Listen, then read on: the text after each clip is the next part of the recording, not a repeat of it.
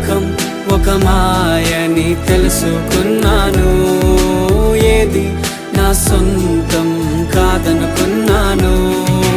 తప్పిపోయిన కుమారుని నేనైతే నా కొరకై నిరీక్షించే తండ్రి నా యేసు.